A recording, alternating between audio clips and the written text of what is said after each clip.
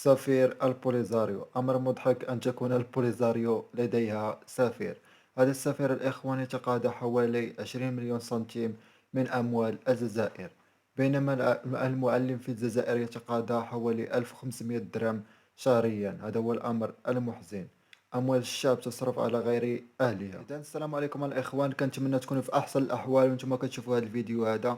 إلا عجبك المحتوى ديالي ما تنساش تخلي معك واحد اللايك وتخلينا الرأي ديالك في الكومنتير ونبداو الفيديو.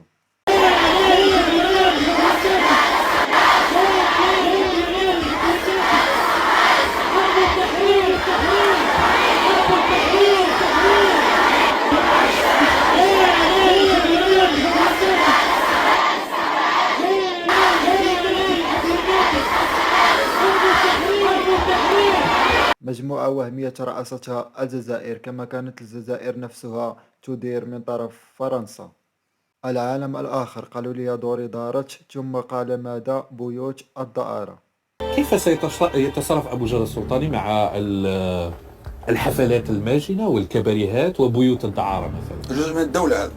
بيوت الدعارة جزء من الدولة. إذا كان لقيت الدولة قائمة تديرها بالطريقة التي وجدتها عليها. ولكن من سينتخبك شيخ أبو جرة؟ سينتخبك لتغلق بيوت الدعارة. هذا بنقول لهم من البداية، نقول لهم يا أيها الناس، يا الشعب الجزائري، راهو كاين واقع نتاع دولة تراكمت على مدار 57 عام من الاستقلال، ونحن انتخبناك لتغير هذا الواقع. نقول لهم التغيير لا يتم 57 عام، ما يتمش تغييره في 5 سنين.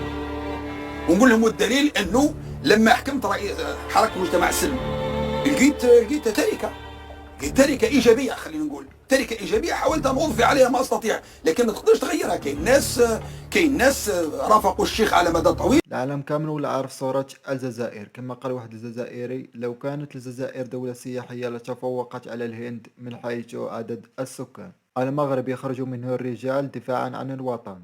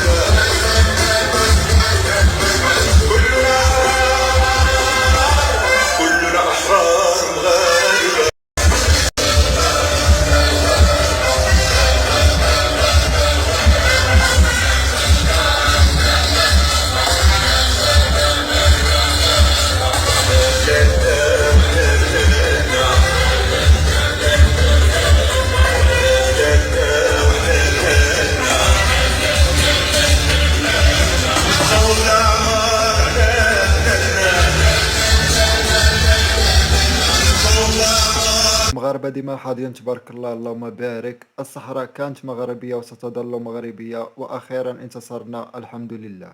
توج الفريق المغربي بالذهب، اللهم بارك ما شاء الله. أصبح سكران طيح في الدروج، لا يجدون سوى النباح في المواقع.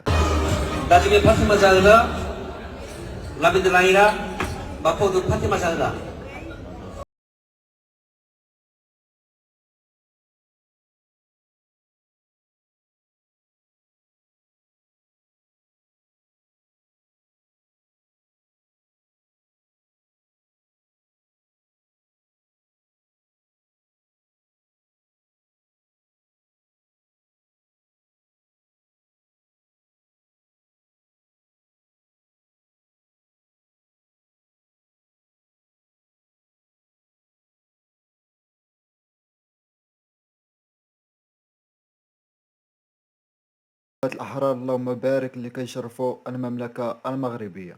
يتعرض السياح المغاربة للتضييق في مطار تونس، حيث تم احتجاجهم الجمارك بدون سبب لمدة طويلة قد تصل إلى 3 أيام بدون سبب.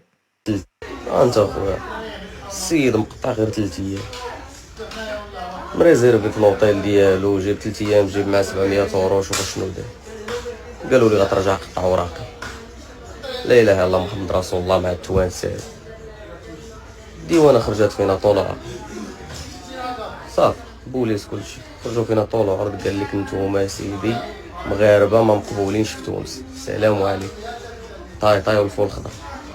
لا اله الا الله محمد رسول الله. بنادم تيدوز المغاربه تيشدوهم هنايا تيحبسوهم، لا ماكله لا ما، القميع الحقره اللي يهضر يهبطوا اللاكاف. ما لا اله الا الله محمد رسول الله. السلطات المغربية تتدخل وتفرض التأشيرة الدائمة على تونس هدر عادتهم الجزائر.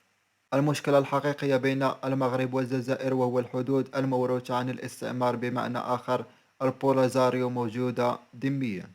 الخلاف الجوهرية بيننا وبين الإخوة في المغرب هو أن الإخوة يرون في القضية تاريخية يرجعونها. نحن نرى أن الحديث عن حقوق تاريخية بغض النظر عن صحتها على أفريقيا إلى أن هناك قرار حكيم اتخذته منظمة الوحدة الإفريقية في الاحترام الحدود الموروثة عند الاستقلال، والباقي يحل بالتراضي بين اللي كانت المملكة المغربية الجزائر كاع ما كانتش. نسيتو خير الملك محمد الخامس الله يرحمه اللي دار فيكم خير باش تخرجوا فرنسا، نسيتو. وما كاين لا خاوة لا خاوة كما قال سيرجي لافروف، الجزائر بدون قيمة ولا هيبة ولا مال. هادشي اللي كاين الاخوان، والله ما خبات عليكم شي حاجة، ونتلاقاو في فيديو جديد وتهلاو.